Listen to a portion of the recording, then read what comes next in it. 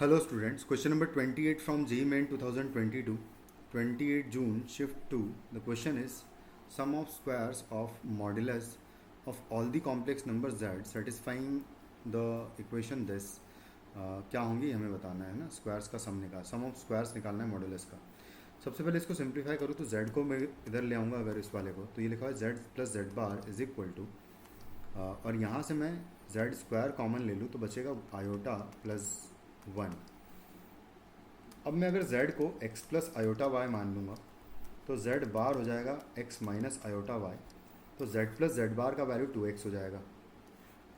तो यहाँ पर तो आ जाएगा 2x is equal to z square की बात करें तो इसका स्क्वायर कर दूंगा मैं अगर, तो यहाँ से आ जाएगा x square minus y square और आएगा प्लस 2xy आयोटा आएगा, और टाइम्स है 1 आयोटा प्लस 1 है ना, कुछ इस तरीके से। बस अब यहाँ से हम क्या करेंगे कि इसको कंपेयर कर लेते हैं, एक्चुअली मल्टीप्लाई कर लेते हैं पहले। तो ये हो जाएगा 2x इक्वल टू, अगर आपस में मल्टीप्लाई करूँगा अगर मैं तो, या फिर एक काम करते हैं यहाँ पर इसको मल्टीप्लाई कर लेते हैं, चलो ठीक है यहीं पर कर लेते हैं। तो x square plus x square minus y square को मैं मल्टीप्लाई करूँगा आयोटा में तो आएगा x square minus y square times iota आएगा। फिर x square minus y square multiplied by 1 करूँगा तो आएगा plus x square minus y square. फिर इसका मल्टीप्लिकेशन में करूँगा आयोटा वाली टर्म में तो माइनस आ जाएगा ये, क्योंकि आयोटा स्क्वायर माइनस 1 हो जाएगा तो माइनस 2xy आ जाएगा, और दिस मल्टीप्लाइड बाय आयोटा करेंगे तो आएगा ये प्लस 2xy आयोटा। बस यहाँ से अगर मैं कंपेयर करूँ आयोटा वाली टर्म्स को और विदाउट आयोटा वाली टर्म्स को, तो विदाउट आयोटा वाली टर्म इधर 2x है और यहाँ पर है x square minus y square, x square minus y square and minus 2xy है। और यहाँ से अगर मैं आयोटा वाली टर्म्स को कंपेयर करूँ तो लिखा हुआ है x square minus y square इधर से है और यहाँ से है 2xy, तो प्लस लिखा हुआ है 2xy का वैल्यू इक्वल टू हो जाएगा 0, क्योंकि सामने कोई आयोटा वाली टर्म है नहीं, तो ये आ जाएगा। और उसके बाद फिर हम इन दोनों इक्वेशंस को सॉल्व करेंगे बेसिकली। तो इनको सॉल्व करेंगे अगर, तो यहाँ से इन दोनों को अगर ऐड कर दें तो जब ऐड करेंगे तो 2xy कैंसिल आउट हो जाएगा, या फिर मैं सब्ट्रैक्ट कर देता है ना, सब्ट्रैक्ट कर लेते ज़्यादा बेटर होगा। तो या फिर ऐड ही करते ज़्यादा, क्योंकि लिखा हुआ ऐसा है ना, मैंने ऐसा नहीं लिखा हुआ है, इसको उल्टा करके अगर ऐड करें तो ज़्यादा सही रहेगा।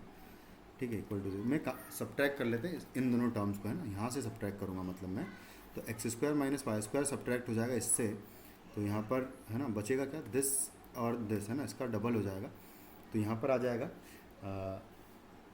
4xy आ जाएगा। और उसके बाद नीचे यहाँ पर इसको माइनस कर रहा हूँ अगर मैं इसमें से, तो माइनस 2x बचेगा सामने, कुछ इस तरीके से इक्वेशन मिलेगी मुझे। तो यहाँ से जब मैं सॉल्व करूँगा इसको एक साइड ले आएंगे, टू तो कैंसिल आउट कर देता हूँ, 2xy एंड आएगा plus x is equal to 0। तो यहाँ से x कॉमन लूँगा तो आएगा 2y प्लस 1 इक्वल टू 0, तो इधर x इक्वल टू 0 और y इक्वल टू माइनस 1/2। तो ये दो पॉसिबल केसेस होंगे। अब मैं केस 1 में ले लेता हूँ कि केस 1 इफ़ है ना, इफ़ x इक्वल टू 0, अगर x इक्वल टू 0 है तो इसके करस्पॉन्डिंग कौन कौन से कॉम्प्लेक्स नंबर्स आ रहे हैं ये निकाल लेते हैं। तो किसी भी एक इक्वेशन में मैं पुट कर देता हूँ। तो अगर मान लो मैं पहली इस वाली इक्वेशन में पुट कर देता हूँ, यहाँ पर x की वैल्यू 0 पुट करूँगा अगर, तो यहाँ से y देखो वाई स्क्वायर 0 आ जाएगा, तो y का वैल्यू 0 मिल जाएगा मुझे।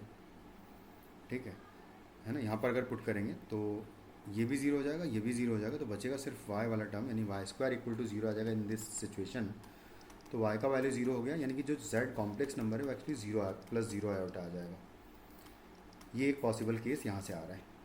सेकेंड केस में, केस 2, जब मैं y का वैल्यू ले लूँगा माइनस 1/2, तो अगर मैं किसी भी एक इक्वेशन मान लो यहाँ पर पुट कर दूँ अगर, तो हो जाएगा ये एक्स स्क्वायर माइनस 1/2 का स्क्वायर हो जाएगा वाई स्क्वायर की प्लेस पर, और आएगा प्लस 2xy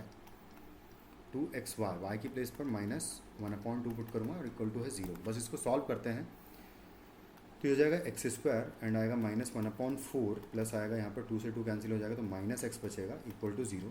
4 से मल्टीप्लाई करेंगे तो आएगा 4x स्क्वायर माइनस 1 और आएगा माइनस 4x इक्वल टू 0, तो हो जाएगा 4x square minus 4x -1 equal to 0।